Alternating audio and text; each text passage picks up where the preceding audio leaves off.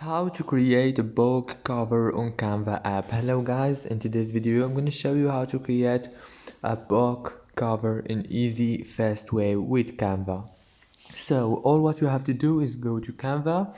As you can see, this is the home page. Now all what you have to do is go here down and click on this plus button, then search here in the search bar for book, and you will find the book cover option. Click on it like this and wait a few seconds, and it will take you to this page. You will find all the templates right here, the books template in easy fast way.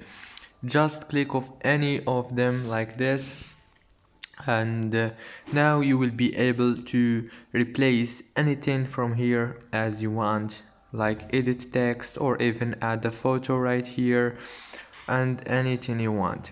If this video was helpful for you, please don't forget to like and subscribe.